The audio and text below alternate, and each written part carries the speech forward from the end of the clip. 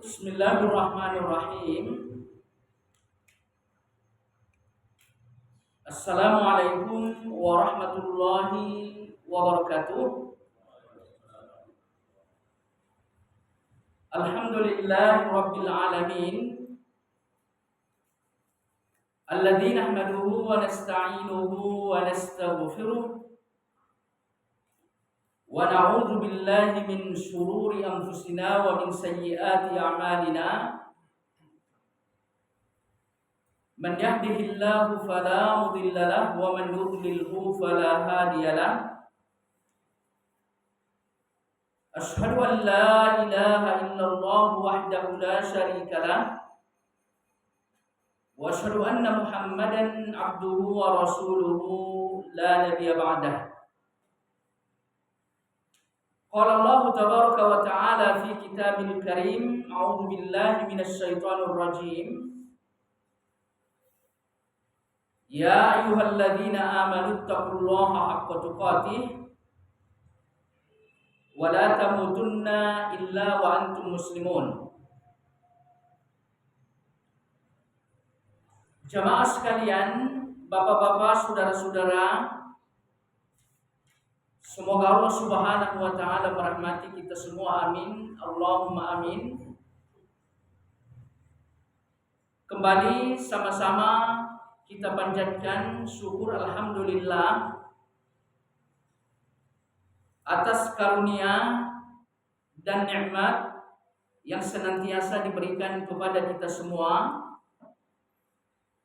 sehingga pada kesempatan yang sangat berbahagia ini kita kembali dipertemukan dalam rangka bertolabul ilmi. Semoga saja dengan kemuliaan majelis ilmu Allah Subhanahu wa taala dapat menghilangkan kesulitan-kesulitan yang sedang menimpa kita, dan jika ada di antara kita atau keluarga kita yang sedang sakit, semoga juga Allah Subhanahu wa taala mengangkat penyakit tersebut. Kemudian selanjutnya sholawat dan salam mari sama-sama kita junjung tinggikan tentunya kepada Nabi kita yang sangat mulia, Nabi besar Muhammad sallallahu alaihi wasallam. Mudah-mudahan kita betul-betul ridho terhadap beliau sebagai utusan dari Allah Subhanahu wa taala untuk kita semua, untuk mencontohkan bagaimana ibadah yang diinginkan oleh Allah Subhanahu wa taala, karena keridhaan terhadap beliau sebagai rasul, sehingga beliau kita jadikan panutan dalam hidup kita. Ini merupakan salah satu syarat sehingga kita akan dapat memperoleh syafaat kelak di yaumil akhir. Nah, jamaah sekalian, bapak-bapak yang saya muliakan, kajian tafsir yang akan kita bicarakan pada kesempatan yang sangat berbahagia ini yaitu ayat ke-55 dan insya Allah sampai di ayat 56 dari surat Al-Baqarah. Nah, jamaah sekalian, seperti dikatakan oleh Imam Ibnu Katsir bahwa ayat yang mulia ini masih membicarakan tentang nikmat yang diberikan kepada Bani Israel, di mana pada pertemuan sebelumnya kita telah menyampaikan beberapa nikmat yang Allah berikan kepada Bani Israel tersebut. Nah, kita lihat bahwa di ayat ini Allah Subhanahu wa taala mengatakan, A'udzu billahi minasy syaithanir rajim. Wa idh qultum ya Musa lan nu'mina laka hatta narallaha jahratan fa'akhadhatkumus sa'iqatu wa antum tanzurun. Tsumma ba'atsnakum min ba'di mautikum la'allakum tashkurun. Adapun terjemahan untuk ayat ini, dan ingatlah ketika kalian berkata, wahai Musa, kami tidak akan beriman kepadamu sebelum kami melihat Allah dengan jelas. Maka seketika itu halilintar menyambar kalian sedang kalian menyaksikannya. Kemudian ayat berikutnya, tsumma ba'atsnakum, kemudian kami bangkitkan kalian setelah kalian mati, agar supaya kalian bersyukur. Nah, jamaah sekalian yang saya muliakan, di dalam ayat yang mulia ini kita lihat bahwa Allah menceritakan sekelompok Bani Israel di mana mereka meminta kepada Nabi Musa agar mereka dapat melihat Allah secara langsung. Nah, orang-orang yang meminta hal yang demikian sesungguhnya mereka adalah Bani Israel. Mereka adalah umat Nabi Musa alaihi salam. Hanya saja ulama-ulama tafsir berbeda pendapat terkait kapan permintaan ini disampaikan oleh kaum Bani Israel. Nah, jemaah sekalian, pendapat yang pertama mengatakan bahwa Bani Israel yang meminta agar supaya mereka dapat melihat Allah secara jelas, ini diminta oleh sejumlah Bani Israel yang ikut menyertai Nabi Musa saat ia hendak munajat kepada Allah Subhanahu wa taala di Bukit Tursina. Nah, seperti kita sampaikan pada pertemuan sebelumnya bahwa Nabi Musa diundang oleh Allah untuk munajat kepadanya, dan kepergian beliau dalam rangka untuk munajat tersebut didampingi oleh umatnya dari Bani Israel sebanyak 70 orang. Dan ulama-ulama kita mengatakan ke-70 orang tersebut adalah orang-orang terbaik dari Bani Israel. Nah, jemaah sekalian, sesampainya mereka di Bukit Tursina, lalu kemudian Nabi Musa pun munajat, dan Nabi Musa diajak bicara oleh Allah Subhanahu wa taala. Nah, melihat kejadian ini, mereka mengatakan ya, agar supaya Nabi Musa meminta kepada Allah agar Allah memperlihatkan dirinya secara jelas. Bahkan permintaan tersebut disampaikan oleh sekelompok Bani Israel yang tadi kita sampaikan dengan mengatakan bahwa mereka tidak akan beriman kepada Musa kalau permintaan tersebut tidak dikabulkan. Jadi ini pendapat yang pertama terkait orang-orang yang meminta supaya Allah dapat dilihat oleh mereka secara jelas. Kemudian pendapat yang kedua jamaah sekalian, bahwa orang-orang yang mengatakan supaya mereka dapat melihat Allah secara jelas, ini mencakup Bani Israel secara keseluruhan. Persisnya ketika Nabi Musa kembali dari munajat, seperti kita sampaikan pada pertemuan yang lalu, beliau diberikan oleh Allah Subhanahu wa taala kitab Taurat dalam bentuk alwah, dalam bentuk lempengan-lempengan.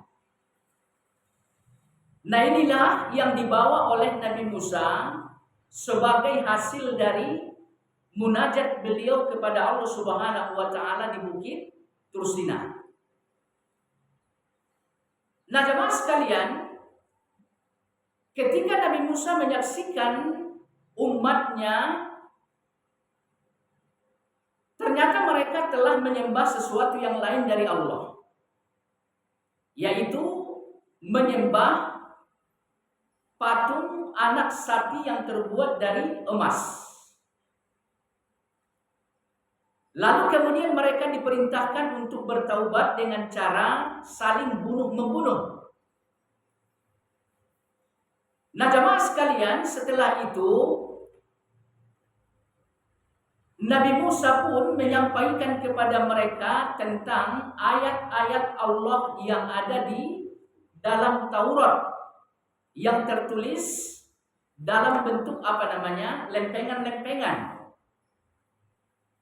Di mana kita ketahui di dalam ayat-ayat tersebut terdapat larangan-larangan, kemudian terdapat juga perintah-perintah yang datang dari Allah Subhanahu wa taala. Nah, ketika Nabi Musa membacakan ayat-ayat tersebut, mereka mengatakan, ayat ini tidak pasti datangnya dari Allah. Bisa saja ayat-ayat ini sebagai ucapan-ucapan yang datang dari Nabi Musa. Jadi kalau misalkan ayat ini benar datang dari Allah Subhanahu wa taala, kami meminta agar supaya kami dapat melihat Allah secara langsung. Artinya apa jamaah sekalian? Mereka tidak menerima Nabi Musa sebagai perantara atas wahyu, atas kalimat-kalimat yang datang dari Allah Subhanahu wa taala dalam bentuk kitab atau Taurat. Mereka maunya apa? Ayat-ayat tersebut mereka dengar langsung disampaikan oleh Allah kepada mereka dalam bentuk yang sangat nyata. Makanya di dalam ayat kita lihat mereka menolak beriman kepada Nabi Musa. Artinya apa? Mereka mengingkari kalau ayat yang disampaikan oleh Nabi Musa itu tidak benar dari Allah. Nah, jemaah sekalian yang saya muliakan, keadaan seperti ini sesungguhnya dialami dan terjadi terhadap Nabi kita Shallallahu Alaihi Wasallam. Artinya di saat Nabi kita menyampaikan wahyu Allah, yaitu kitab Al-Quran, nah ini orang-orang Quraisy banyak yang menentang, Kata mereka kitab Al-Quran ya hanya akal-akalan Nabi Muhammad aja gitu ya.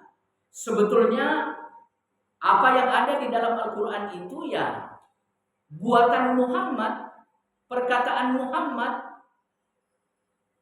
Kalau memang benar Muhammad menyampaikan perkataan Allah Subhanahu wa taala, kenapa tidak malaikat-malaikat aja yang disuruh oleh Allah untuk menyampaikan ayat tersebut?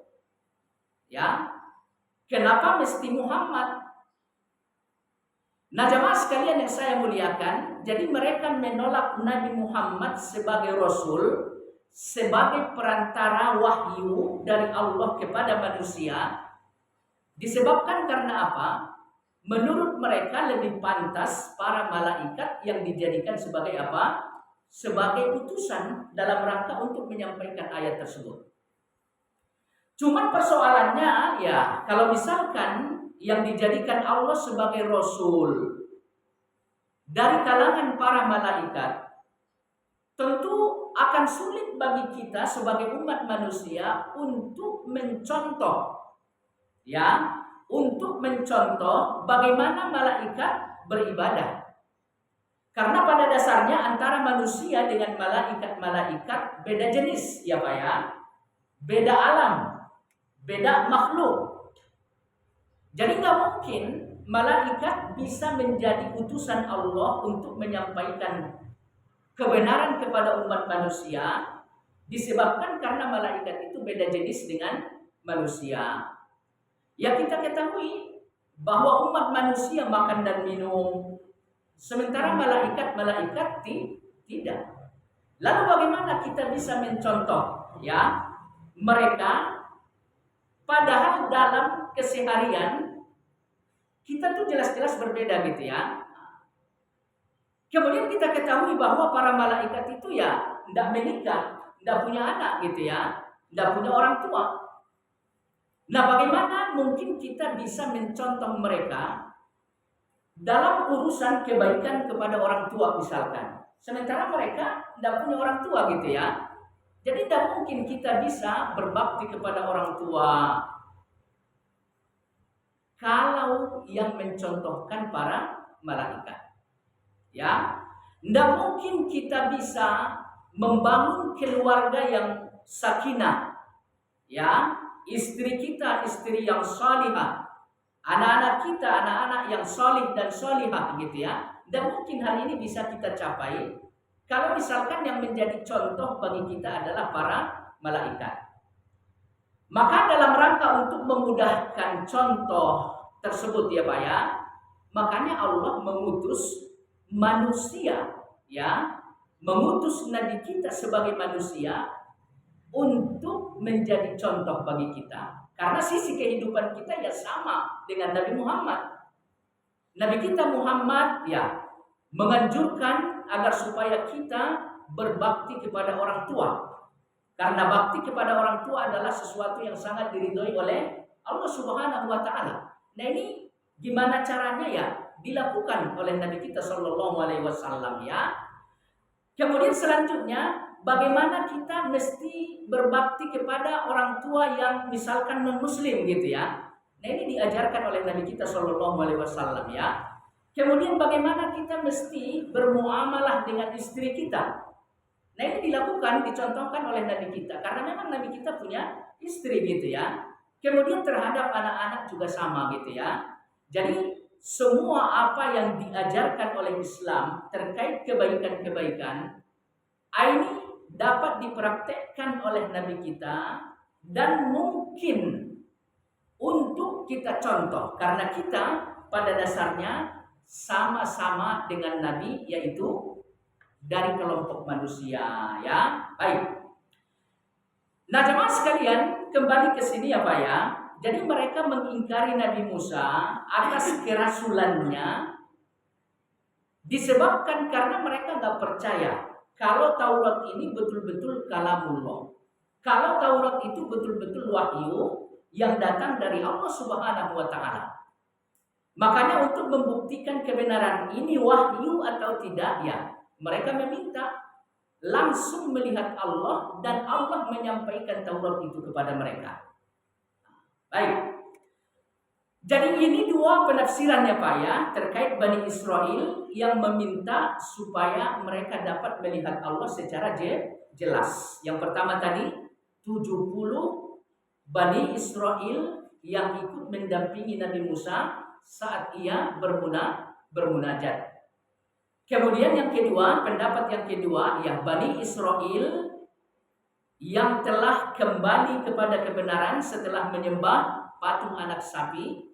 Lalu Nabi Musa sampaikan kepada mereka kandungan Taurat, mereka menolak ya akan kebenaran Taurat itu sebagai kalamullah, sehingga mereka meminta apa? Allah agar mereka lihat dengan jelas ya, seperti yang kita sampaikan tadi. Baik. Kemudian selanjutnya jamaah sekalian,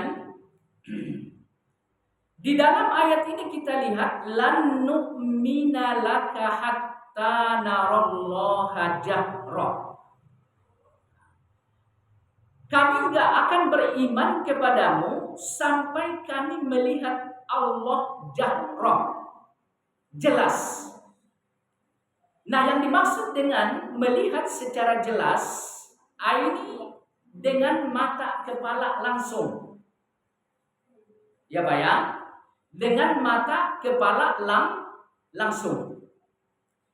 Karena melihat dalam bahasa Arab dapat bermakna dua. Yang pertama, melihat secara langsung dengan kedua mata kepala kita gitu Pak ya. Kemudian yang kedua, melihat juga dalam bahasa Arab bisa bermakna melihat dengan ilmu.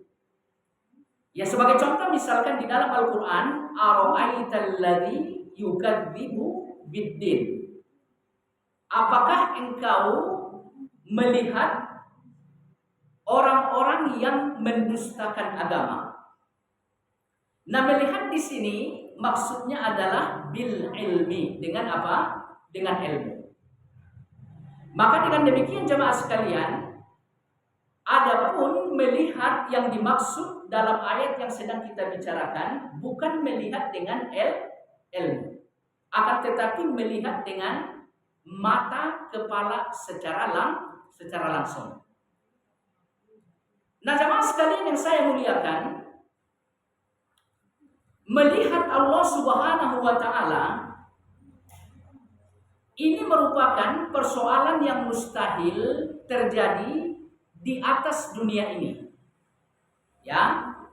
Jadi merupakan persoalan yang tidak mungkin terjadi di atas dunia ini. Akan tetapi bicara soal melihat Allah kelak di yaumil akhir, ini sesungguhnya merupakan sesuatu yang pasti. Ya, merupakan sesuatu yang menjadi akidah bagi ahlus sunnah wal jamaah. Jadi kalau misalkan nanti orang-orang yang beriman telah memasuki surga, nah salah satu nikmat yang paling utama di surga itu adalah melihat Allah Subhanahu wa taala.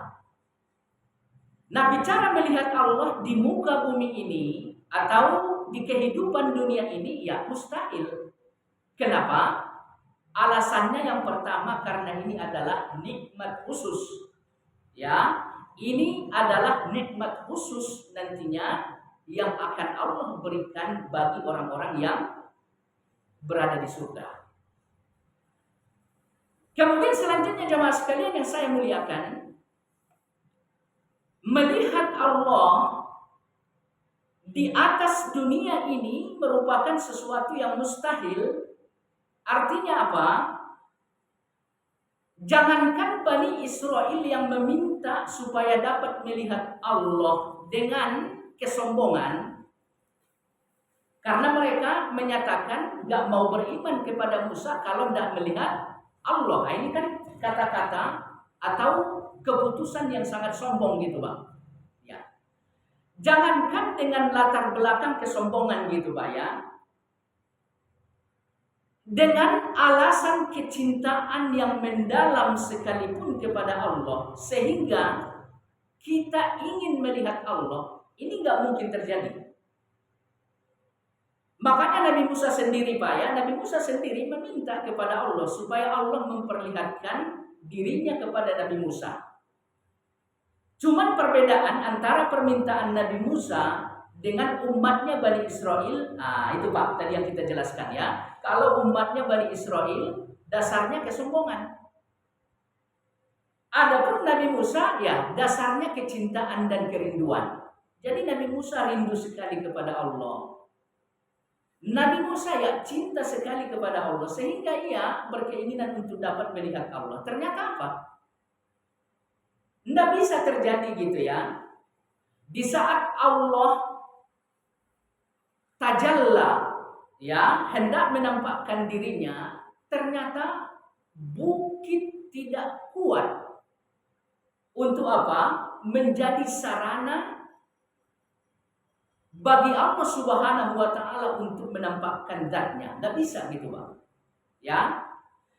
Jadi wallahu a'lam jemaah sekalian yang saya muliakan, bahkan kita ketahui di saat Allah hendak bertajalla untuk menampakkan dirinya gitu ya. Nah ini Nabi Musa langsung apa? Pingsan. Ya, Nabi Musa langsung pingsan. Kemudian selanjutnya jemaah sekalian yang saya muliakan, melihat Allah secara langsung di dalam ayat yang mulia ini, persoalan ketiga yang mesti kita pahami di sini Pak ya, bukan tingkatan keimanan yang tinggi gitu ya. Artinya perlu kita ketahui bahwa tingkatan keimanan dan keyakinan kan ada tiga tingkatan. Nah, ini yang dijelaskan oleh Imam Ibnu Taimiyah ya Pak ya. Yang pertama ilmul yakin. Yang kedua apa? Ainul yakin. Kemudian yang ketiga hakul yakin. Nah, ainul yakin ya, kita betul-betul percaya beriman kepada Allah sehingga seolah-olah kita tuh dapat merasakan atau melihat Allah Subhanahu wa taala.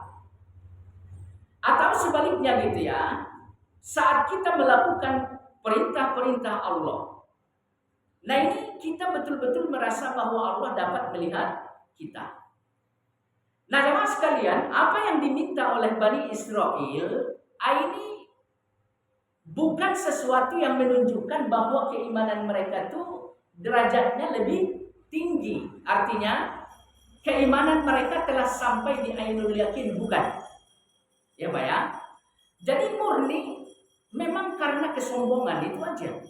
Ya, bukan karena keimanan yang semakin baik sehingga mereka udah sampai di tahapan ainul yakin. Bukan juga disebabkan karena kecintaan dan kerinduan yang mendalam kepada Allah Subhanahu wa taala.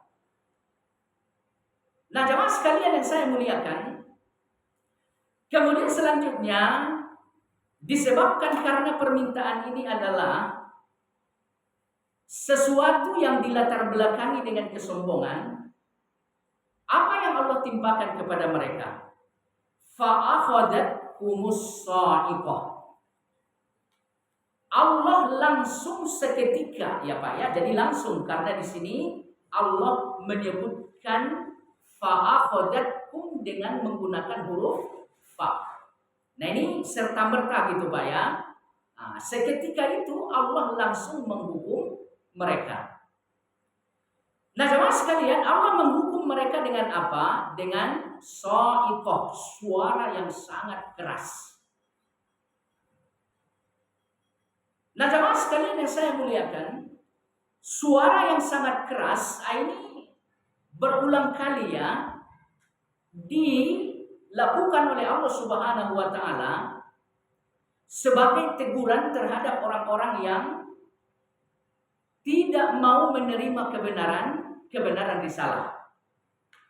Ya sebagai contoh misalkan umat Nabi Syuaib.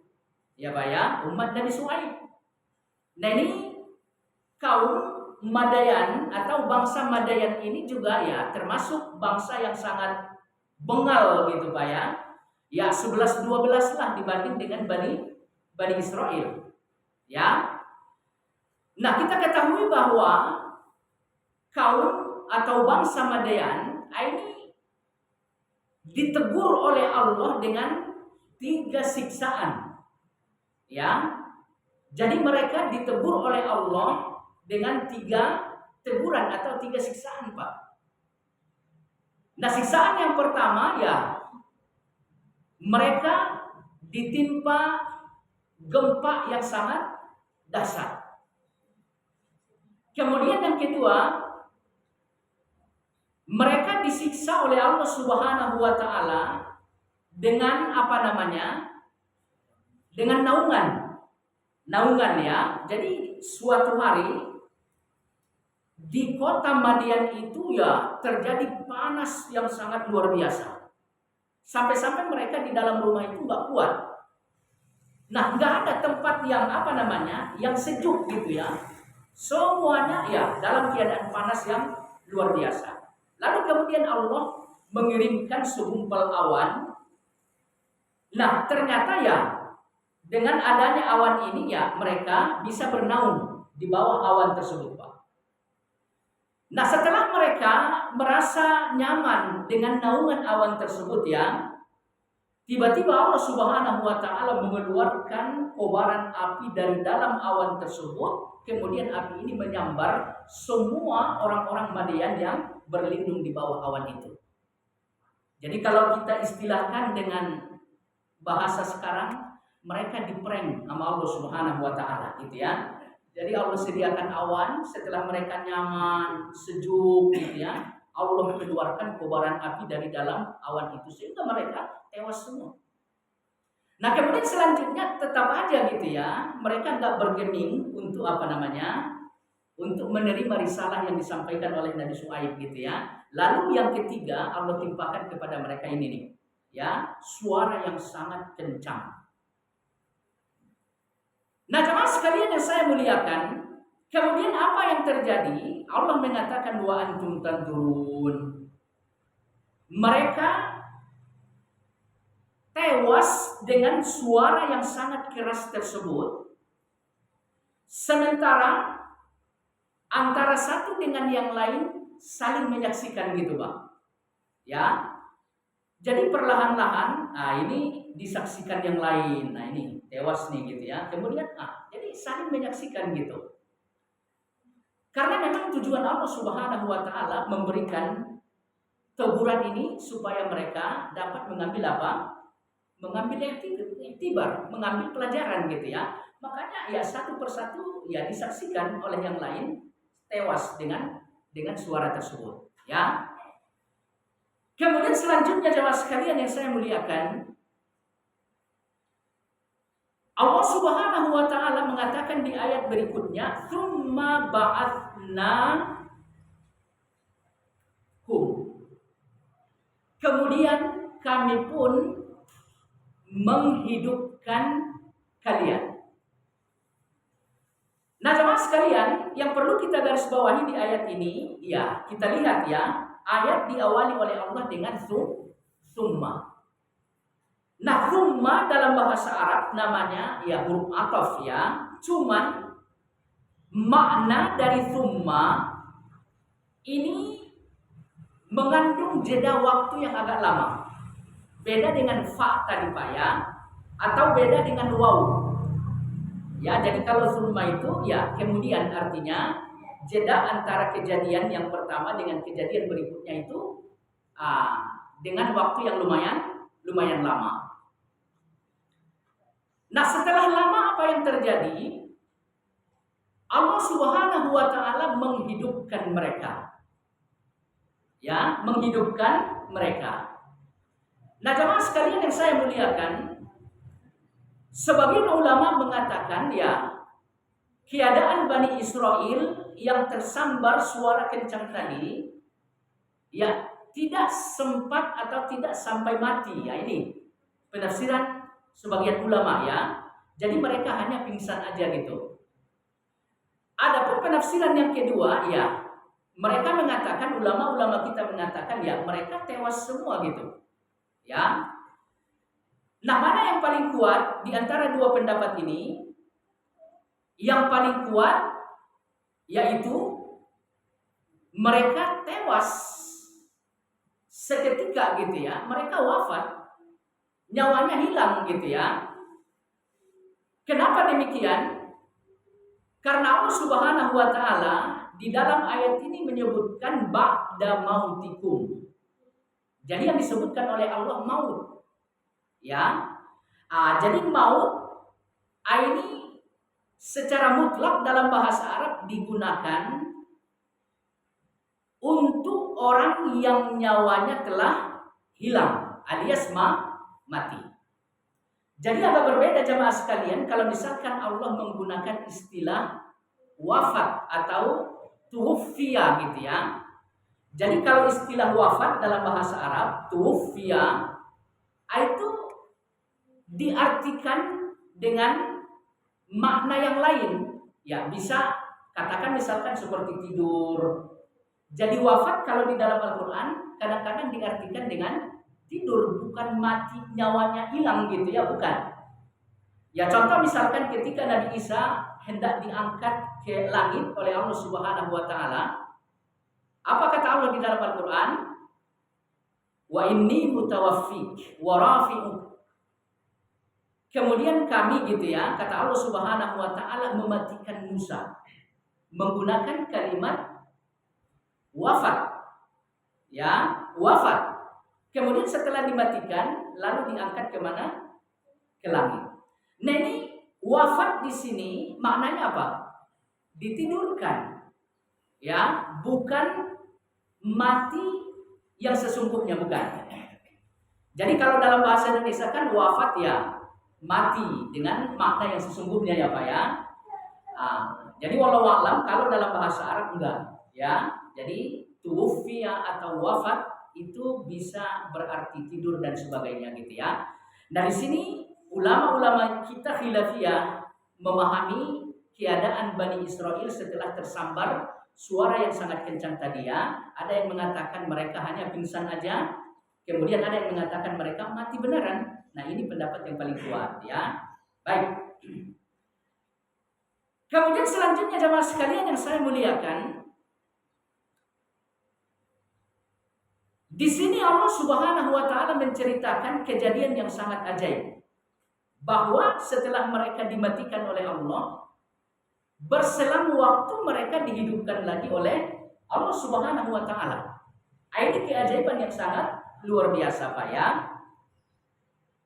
Akan tetapi jemaah sekalian yang saya muliakan, perlu kita ketahui ya, di surat Al-Baqarah Allah menceritakan bahwa Ia menghidupkan yang mati sampai 5 kali. Ya, di surat Al-Baqarah aja Pak. Ya, Allah bercerita bahwa Ia menghidupkan yang mati sampai 5 kali. Nah, yang pertama ini nih Pak, Allah menghidupkan kembali Bani Israel yang telah disambar oleh petir. Kemudian yang kedua, Allah Subhanahu wa taala menghidupkan kembali seorang laki-laki yang dibunuh keponakan sendiri. Ini Bani Israel juga Pak ya. Jadi laki-laki ini dihidupkan oleh Allah untuk dimintai persaksian atas pelaku pembunuhan itu siapa. Karena efek dari pembunuhan ini ya meluas gitu Pak ya. Sehingga dua kabilah Bani Israel ini tawuran dari tahun ke tahun, nggak pernah selesai. Karena apa? Karena si pembunuh laki-laki ini pintar sekali Pak. Ya, ia bunuh pamannya karena ia ingin mengambil hartanya. Kemudian jasad pamannya ini diletakkan di kabilah yang lain. Sehingga apa? Kabilah orang yang wafat tadi menuduh kalau yang membunuh tuh kabilah sebelah gitu ya. Sehingga ini nggak ada selesainya Pak. Makanya mereka udah capek dengan keadaan seperti itu ya. Jadi tawuran sepanjang waktu. Capek dengan keadaan tersebut, lalu mereka mendatangi Nabi Musa. Singkat cerita Pak ya, Nabi Musa diperintahkan oleh Allah agar menyampaikan kepada mereka untuk mengetahui kesaksian yang sebenarnya mereka harus menyembelih apa? Sapi. Lalu kemudian lidah dari sapi itu dipukulkan ke jasad laki-laki yang terbunuh tadi. Kemudian laki-laki itu hidup, lalu ia bersaksi tentang siapa yang melakukan pembunuhan terhadap dirinya gitu ya. Jadi ini udah mati lalu dihidupkan oleh Allah. Nah, ini kisah kedua Pak ya, di mana Allah menghidupkan yang mati di surat Al-Baqarah. Kemudian selanjutnya jemaah sekalian, ya, Allah juga di surat Al-Baqarah ya bercerita bahwa ketika Uzair sampai di sebuah perkampungan yang diruntuhkan dan dihancurkan oleh raja yang sangat jahat, yaitu Bukhtanasor. Ya Pak ya. Jadi raja yang menguasai dunia secara keseluruhan. Nah, ini kata Nabi ada 4 orang, ada 4 raja Pak. 2 dari kalangan orang Islam, 2 yang lain ini dari kalangan non-Muslim. Nah, kalau dari Islam, penguasa dunia yang pertama siapa Pak? Ya. Jadi kalau Firaun itu hanya menguasai Mesir Pak. Ya, beliau nggak berkuasa untuk negara-negara atau bangsa-bangsa yang lain, enggak. Jadi yang pertama penguasa dunia dari Islam yaitu Afwan, dari Islam dulu ya. Dari Islam siapa Pak? Dzulqarnain ya. Kemudian yang kedua Nabi Sulaiman. Nah, ini penguasa dunia ya dari kalangan orang Islam. Dari kalangan non-Muslim siapa? Namrus. Ya Pak ya, Namrus itu menguasai dunia itu. Firaun tidak ya, seperti kita sampaikan tadi ya. Kemudian yang kedua siapa Pak? Nah, ini nih, Bukhtanasor. Nah, dia Bukhtanasor ini raja yang sangat otoriter ya. Jadi walau sebuah perkampungan dihancurkan sama dia, lalu nggak ada yang tersisa Pak, runtuh gitu ya. Nah, ini Uzair datang ke perkampungan itu, lalu kemudian ia bertanya-tanya gitu ya. Ini bagaimana nanti Allah menghidupkan ini gitu ya. Pada akhirnya ia pun dimatikan oleh Allah. Lalu setelah 100 tahun berlalu, ia dihidupkan oleh Allah Subhanahu wa taala. Jadi sudah 100 tahun Pak, Allah kembali menghidupkan Uzair. Makanya orang-orang Bani Israel menjadikan Uzair sebagai Tuhan, ya Pak ya. Mereka mengatakan Uzair adalah anak Allah karena keajaiban ini. Ia udah wafat sampai 100 tahun, lalu kemudian kembali dihidupkan oleh Allah. Ini kan ajaib ya. Sehingga apa? Mereka mengatakan Uzair anak Allah Subhanahu wa taala, disembah, dijadikan sekutu bagi Allah Subhanahu wa taala, padahal orang-orang saleh. Bahkan sebagian riwayat mengatakan beliau seorang nabi. Jadi sama dengan orang-orang Nasrani juga begitu, Pak. Mereka mengatakan bahwa Isa anak Allah. Mereka menyembah Isa sebagai tandingan untuk Allah. Karena apa? Karena keajaiban. Ya, yang lain semuanya ya lahir dengan ayah, kemudian ibu. Nah, ini Nabi Isa lahir tanpa ayah, gitu ya. Makanya wallahu alam, dua keyakinan ini dibantah oleh Allah Subhanahu wa taala dengan memberikan permisalan ya Pak ya. Orang-orang Nasrani menyembah Nabi Isa karena ajaib, lahir tanpa ayah. Kata Allah, kenapa bukan Nabi Adam aja yang dipertuhan? Nabi Adam itu tidak ada ayahnya, tidak ada ibunya, itu lebih ajaib gitu ya. Bahkan ia tidak melalui proses lahir gitu ya. Nah, ia diciptakan oleh Allah dengan kedua tangan Allah secara langsung gitu ya. Ini lebih ajaib. Tapi kenapa bukan Adam yang dipertuhan? Kenapa mesti Nabi Isa? Kalau memang alasannya keajaiban gitu ya. Ya sama Uzair juga begitu. Ya Uzair tidur, kata mereka tidur gitu ya, atau mati gitu ya selama 100 tahun. Ya kenapa bukan Ashabul Kahfi yang dipertuhan? Ashabul Kahfi sampai 300. Jadi secara logika tidak masuk akal gitu ya alasan mereka, sehingga mereka menuhankan Uzair atau menuhankan Isa Al-Masih. Tidak ada. Alasan logikanya itu nggak bisa jadi pijakan gitu Pak. Lalu bagaimana dengan alasan-alasan wahyu syariat dan sebagainya gitu ya. Nah jemaah sekalian, jadi ini kasus ketiga ya, di mana Allah menghidupkan yang mati. Kemudian yang keempat, Nabi Ibrahim, ya Pak ya. Nabi Ibrahim dalam rangka untuk menaikkan kadar keimanannya dari ilmu yakin menjadi ainul yakin. Nah, ini yang kita sampaikan tadi ya. Bani Israel meminta untuk melihat Allah secara langsung, bukan dalam rangka untuk meninggikan atau meningkatkan kadar keimanan menjadi ainul yakin, bukan. Nah, Nabi Ibrahim ingin menaikkan kadar keimanannya menjadi ainul yakin dari ilmu yakin. Caranya bagaimana? Ia mengatakan di dalam Al-Quran, Rabbi wa idh qala Ibrahimu Rabbi arini kaifa tuhyil mauta. Ketika Ibrahim berkata, ya Allah, perlihatkan kepadaku bagaimana engkau menghidupkan yang mati. Ya. Lalu apa kata Allah? Membalas permohonan atau permintaan Nabi Ibrahim, awalan tu'min. Kamu belum beriman emang? Nah, ini yang disampaikan oleh Allah gitu ya. Kamu belum beriman. Kata Ibrahim apa? Udah. Akan tetapi saya ingin mendapatkan ketenangan hati, ketenangan jiwa. Artinya apa? Ketenangan jiwa atau nafsul mutmainnah akan membuat seseorang konstan dalam menjalankan perintah-perintah Allah. Nah ini jiwa mutmainnah ini akan diberikan kepada orang-orang yang keimanannya sudah berada di tahapan ainul yakin. Ya Pak ya. Jadi kalau keimanan semacam kita masih di ilmu yakin, nah itu dalam rangka menjalankan kebenaran agama, menjalankan ibadah kepada Allah itu masih mencela-mencela itu Pak. Ya, belum stabil, belum konstan itu, belum istiqomah tuh. Kadang kalau lagi moodnya bagus ya bagus, tapi kalau lagi rusak bener gitu ya. Nah, itu ya. Jadi Ibrahim hendak menginginkan jiwa yang mutmainnah supaya apa? Ia tidak lagi goyah dalam menjalankan perintah Allah, dalam meninggalkan larangan-larangan Allah.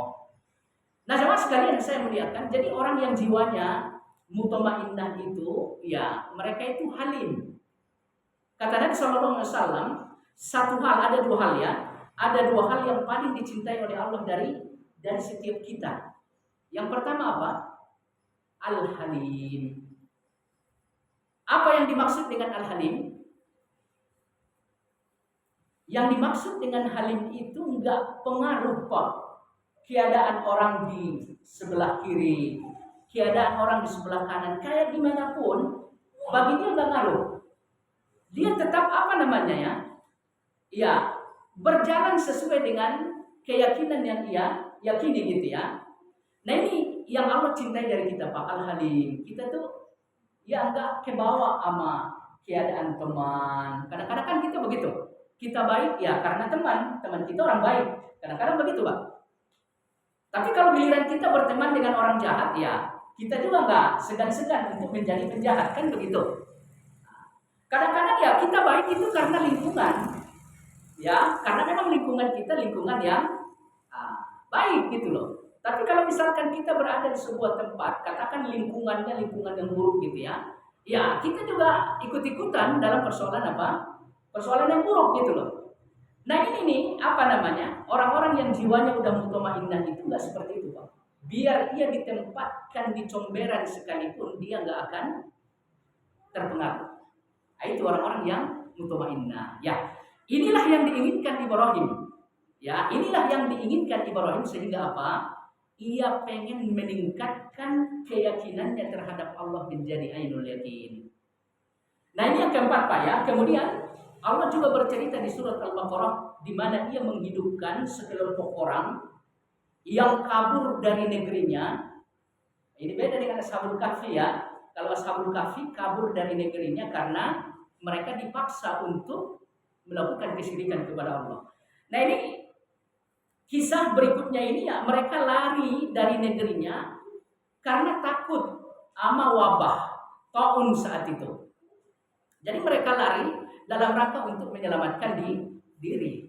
Nah, tiba di tempat yang mereka yakini selamat, justru mereka diwafatkan oleh Allah semuanya gitu ya.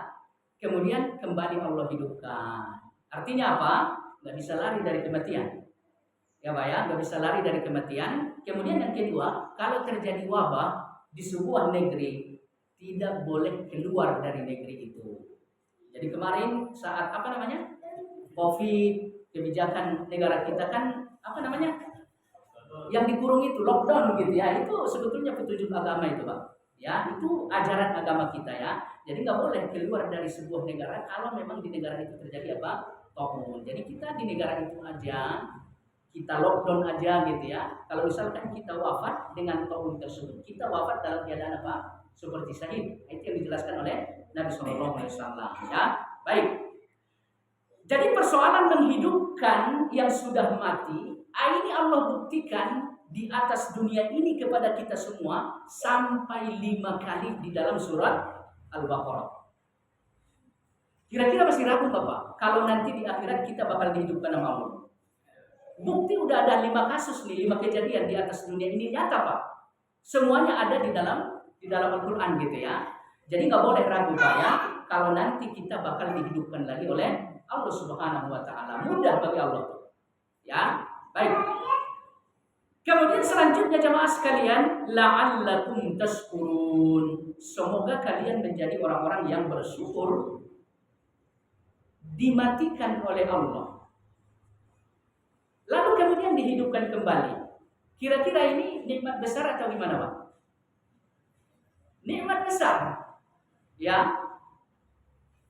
Kalau seandainya keluarga kita yang telah wafat dihidupkan oleh Allah kembali, kira-kira kita senang sekali, Pak. Ya, senang sekali. Kalau misalkan dinilai gitu ya, rasa-rasanya kalau nikmat seperti ini kejadian gitu ya, ya ini lebih besar daripada uang miliaran. Katakan orang tua kita udah wafat 50 tahun yang lalu. Qadarullah misalkan Allah hidupkan, ini nikmat yang sangat besar gitu ya. Nah, sama sekalian saya muliakan, mesti kita pahami bahwa kehidupan itu sendiri sesungguhnya nikmat yang sangat besar. Jadi Bapak hidup bernafas gitu ya, bergerak bisa kemana-mana, itu aja kita nggak usah bicara embel-embel yang lain, rumah, nggak usah bicara rumah Pak, kendaraan, investasi gitu ya, kita nggak usah bicara itu Pak. Bapak hidup aja itu udah nikmat besar Pak. Ya, udah nikmat yang sangat besar. Makanya di sini kehidupan setelah kematian tersebut Allah berikan kepada Bani Israel yang terkutuk tadi ya. Allah katakan supaya mereka bersyukur. Jadi jangan muluk-muluk dalam hidup ini Pak ya. Artinya banyak orang yang gak mau bersyukur kepada Allah karena merasa belum dapat nikmat. Padahal hidup sehat, bugar gitu ya. Gak ada penyakit. Gak bersyukur. Ditanya kenapa? Ya nanti dulu dapat uang banyak dulu baru bersyukur. Nanti dulu dapat uang pensiun dulu baru bersyukur. Jadi uang pensiun ya, uang pensiun patokannya biar ya bersyukur kepada Allah. Jadi gak usah bicara hal-hal itu Pak. Nggak usah bicara nikmat-nikmat seperti itu ya. Kita hidup aja ini udah sesuatu yang mesti disyukuri ya. Baik. Jamaah sekalian yang saya muliakan, kemudian pembahasan berikutnya yang ingin disampaikan beberapa intisari yang mesti kita petik dari ayat ini Pak ya. Yang pertama,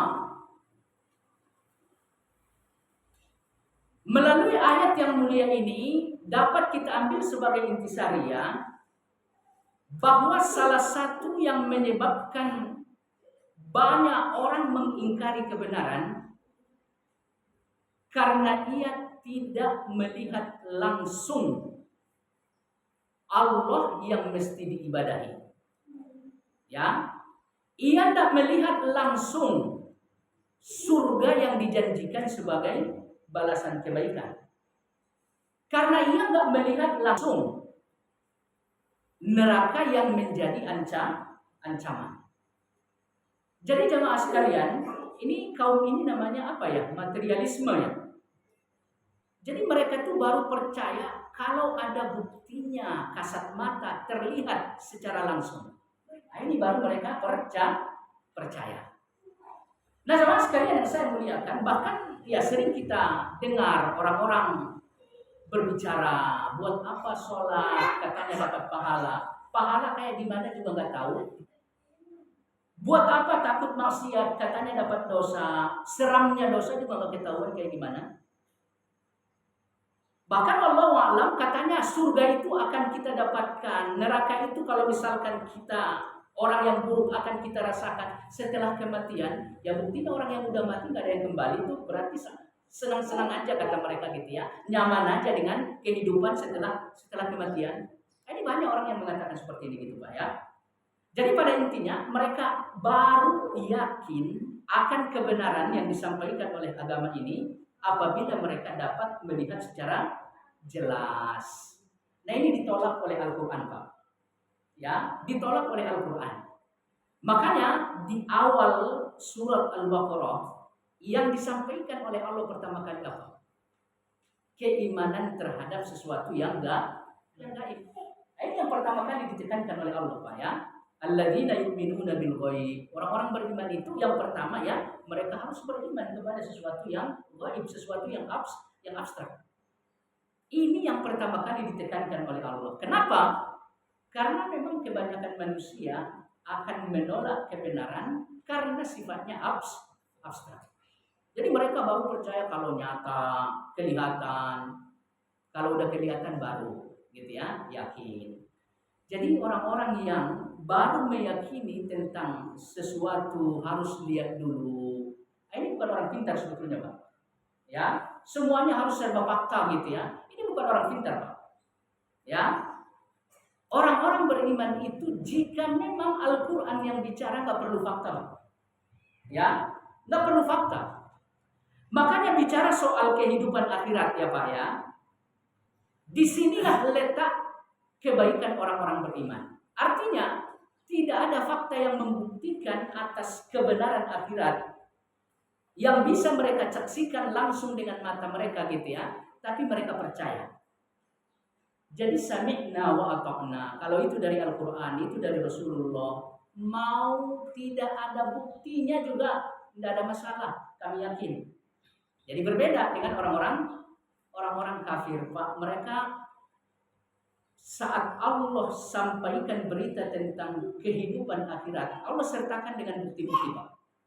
Ya, sebagai contoh misalkan di surat An-Nazi'at misalkan ya. Di surat tersebut Allah bicara tentang kehidupan akhirat terhadap siapa Pak? Terhadap orang-orang kafir. Bapak lihat bukti-buktinya di situ komplit. Karena memang ya itu karakter orang-orang kafir itu nggak mau menerima kebenaran kalau nggak ada buktinya. Baik, jadi merupakan sebuah keimanan yang baik saat kita menerima apapun kebenaran yang datang dari Al-Quran ataupun dari Nabi kita tanpa harus ada bukti apalah macam-macam gitu ya.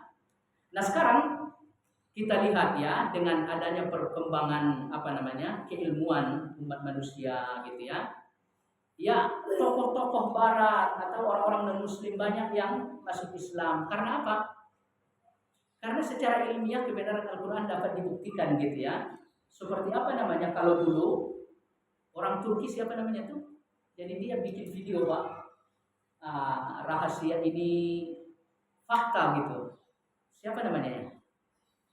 Banyak itu seri videonya itu ya. Itu banyak membuat orang-orang non-Muslim tertarik dengan Islam karena fakta itu gitu ya. Jadi orang-orang beriman yang sesungguhnya nggak butuh fakta ya terkait urusan-urusan keimanan ya. Baik. Kemudian selanjutnya jemaah sekalian yang saya muliakan,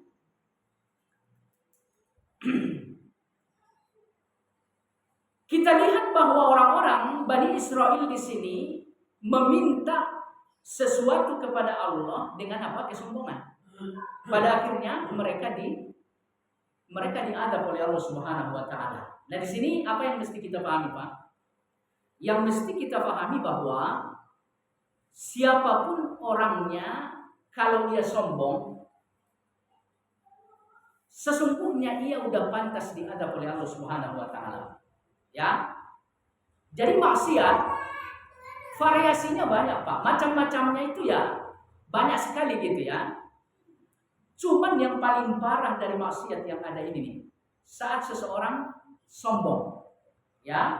Jadi kesombongan itu mengharuskan ia untuk diadab oleh Allah Subhanahu wa taala di dunia ini, Pak.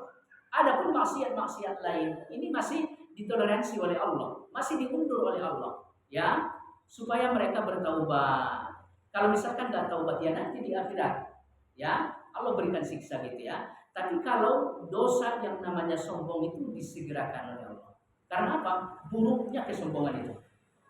Ya. Nah, jemaah sekalian, fakta atau contoh ya, contoh yang lain selain orang-orang Bani Israel di sini Pak ya. Firaun ditenggelamkan oleh Allah dengan cara yang hina karena apa? Karena kesombongan. Apa kata dia kepada Haman? Buatkan aku istana yang tinggi. Niscaya akan kutombak tuh Tuhan yang disembah Nabi Musa. Luar biasa ya.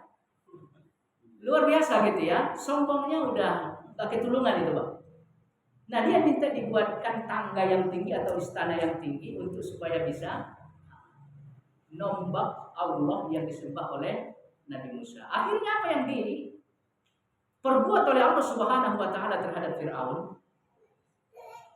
Firaun dieksekusi oleh Allah di tempat yang sangat rendah.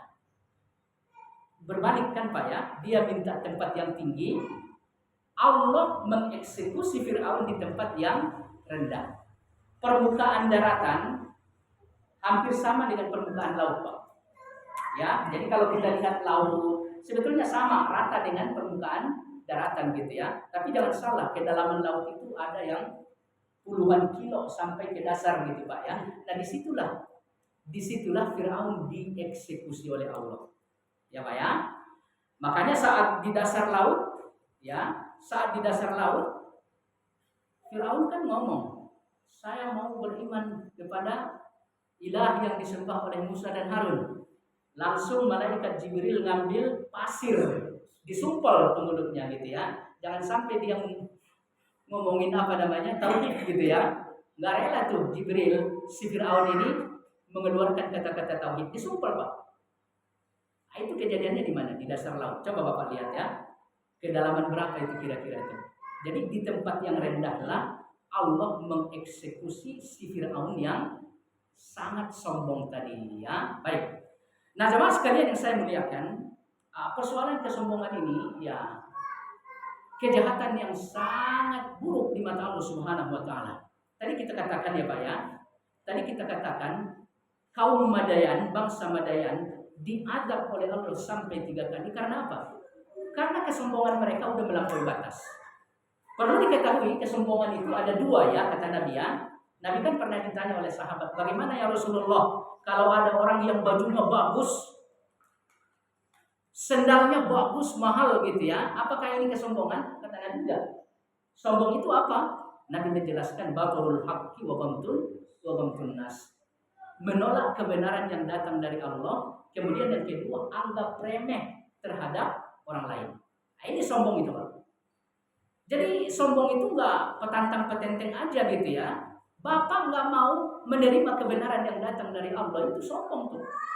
Bahkan ini hakikat sombong yang sesungguhnya gitu ya. Nah ini nih bangsa Madian sesungguhnya telah melakukan 2 kesombongan ini Pak.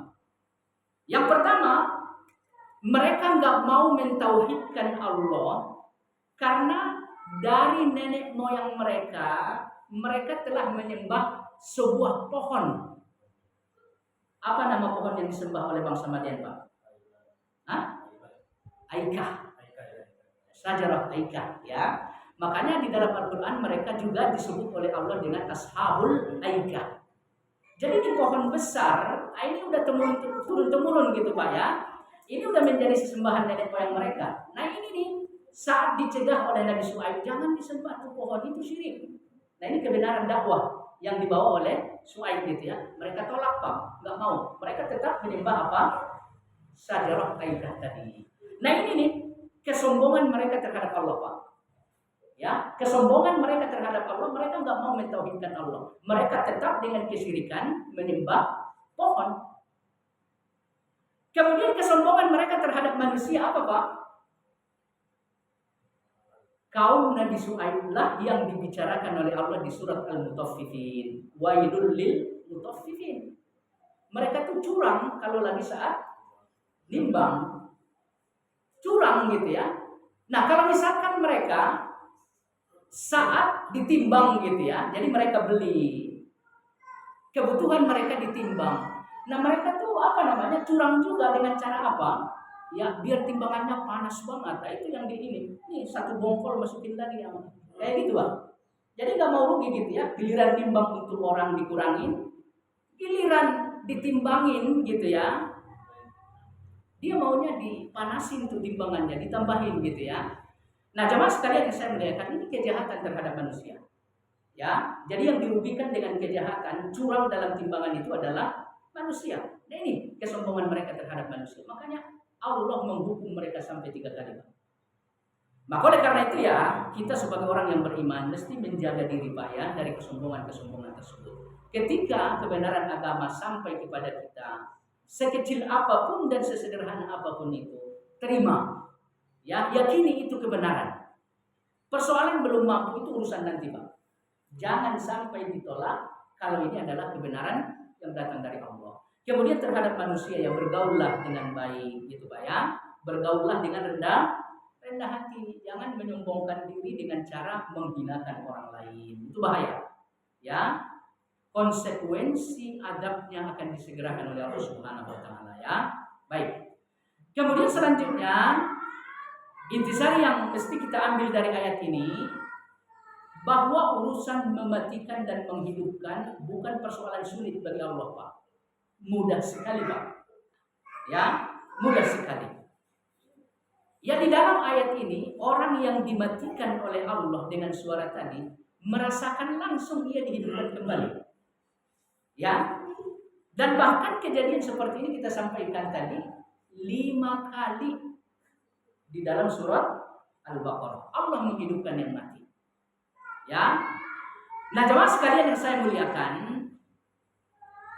ayat-ayat Al-Quran banyak berbicara sesungguhnya kehidupan yang sesungguhnya ya nanti setelah kita dihidupkan setelah kematian dari dunia ini. Itu kehidupan yang sesungguhnya.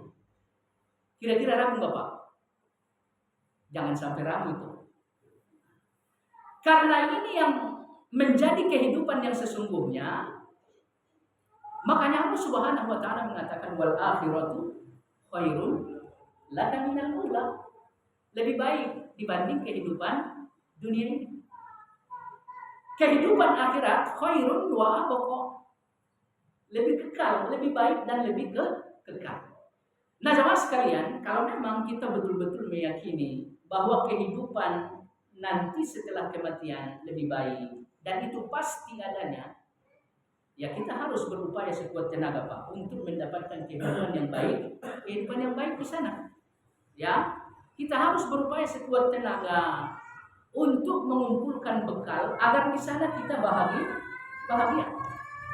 Jemaah sekalian yang saya muliakan, kadang-kadang urusan bekal ke sana supaya di sana kita bahagia. Ini apa namanya ya? Kita nggak tertarik gitu loh. Ya, kita nggak tertarik. Katakan misalkan seperti infak, sedekah dan sebagainya ya.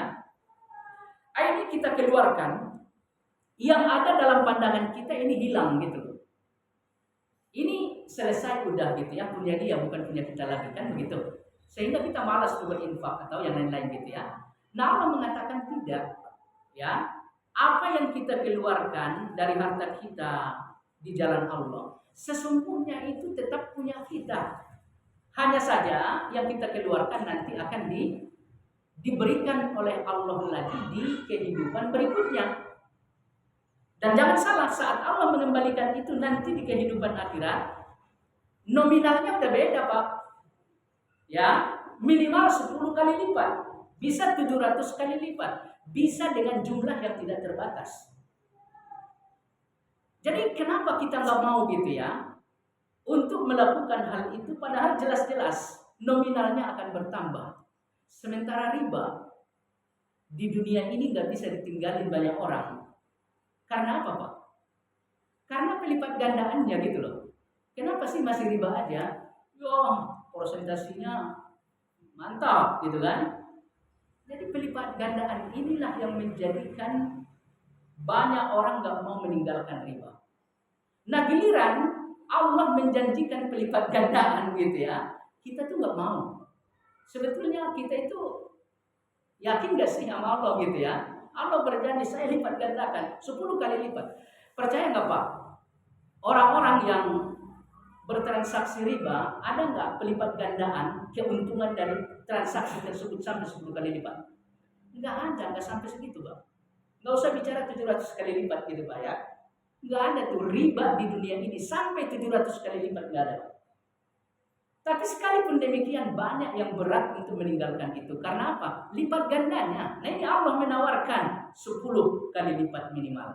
700 kali lipat.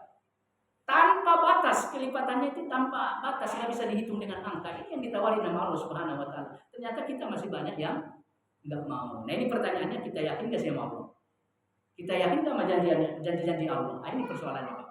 Ya, baik. Kemudian selanjutnya, intisari terakhir yang mesti kita ambil dari ayat ini Pak, ya, syukur. Ya, syukur. Di awal mereka dimatikan oleh Allah. Ya Pak ya, dimatikan oleh Allah. Kira-kira ini nikmat atau bukan?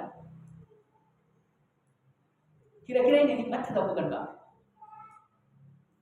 Adanya kematian yang ditimpakan kepada mereka bukan nikmat tapi hikmah. Ya Pak ya. Tapi hikmah. Hikmahnya apa? Mereka punya kesempatan untuk bersyukur. Ya, mereka punya kesempatan untuk bersyukur. Kalau nggak ada kematian yang menimpa mereka, ya bagaimana Allah menghidupkan mereka gitu ya? Lalu bagaimana mungkin mereka bersyukur atas kehidupan kedua? Adanya kehidupan kedua karena ada kematian. Bisa dipahami nggak Pak? Bapak lihat ya, hikmah saat mereka dimatikan oleh Allah ada 2 di sini Pak. Ya, yang pertama mereka hidup lagi. Yang kedua, saat mereka hidup, mereka bersyukur.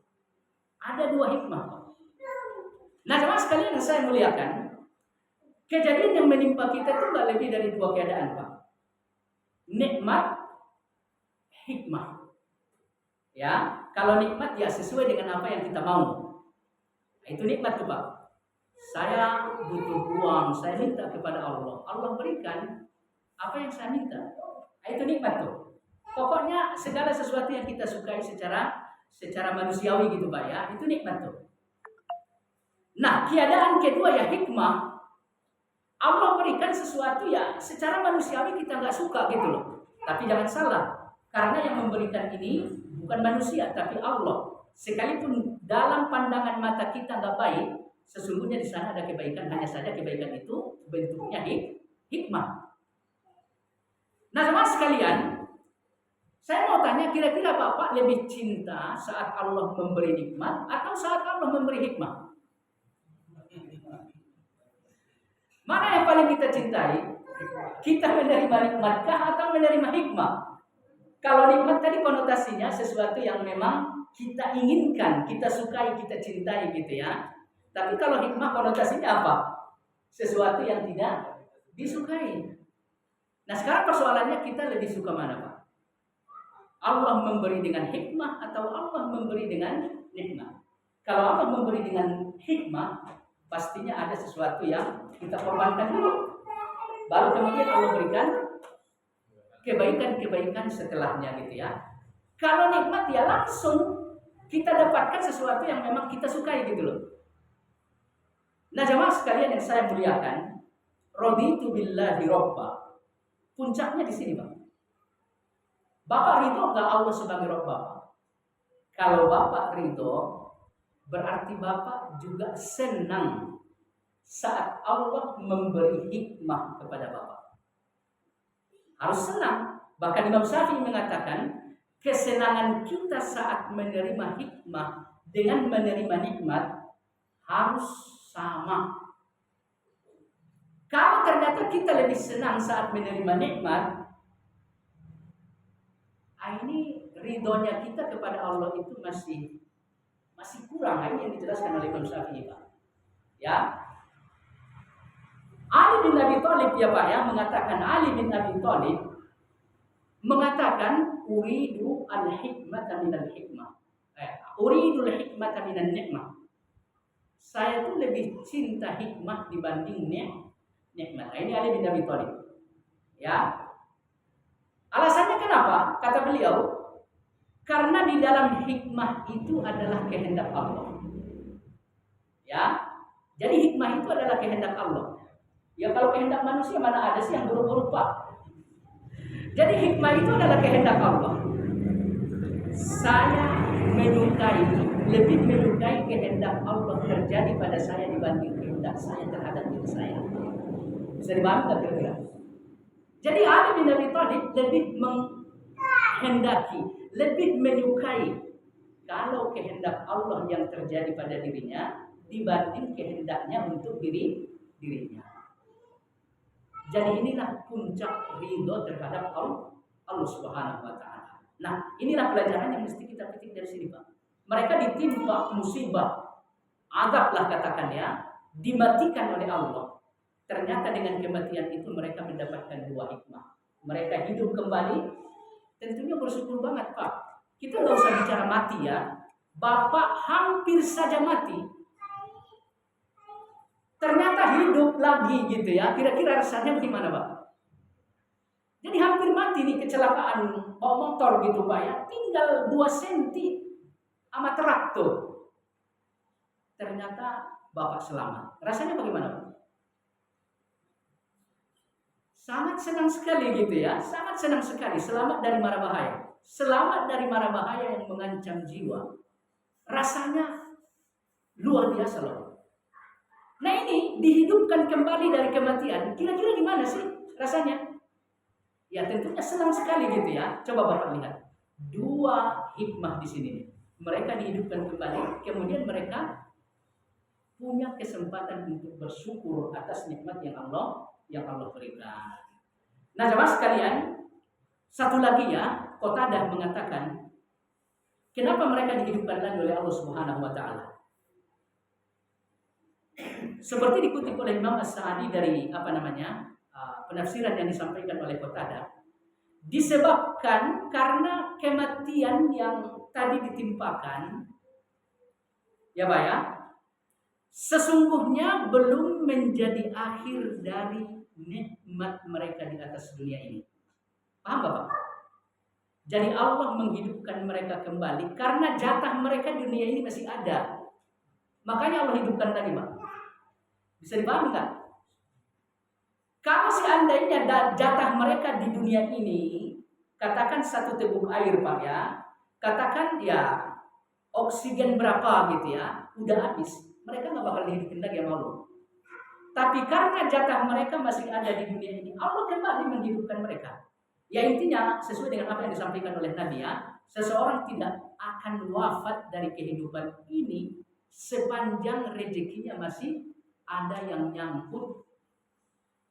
Nggak bakal mati Pak kalau masih ada rezeki yang belum didapatkan. Sekalipun seujung jarum Pak, kalau ada rezeki yang belum tersampaikan ke Bapak di atas dunia ini, hanya seujung jarum, Bapak tuh nggak akan dimatikan oleh Allah Subhanahu wa Ta'ala. Ya, maka oleh karena itu kita mesti berpikir positif terhadap takdir, ketentuan Allah Subhanahu wa Ta'ala Pak ya. Bapak hidup nggak? Hidup berarti rezekinya apa? Ada. Ya, kalau rezeki udah habis, Bapak udah selesai itu. Ya, jadi harus berpikir positif. Baik, sampai di sini insyaallah bermanfaat. Kita tutup dengan kafarah majelis. Subhanakallahumma wa bihamdika. Assalamualaikum warahmatullahi wabarakatuh.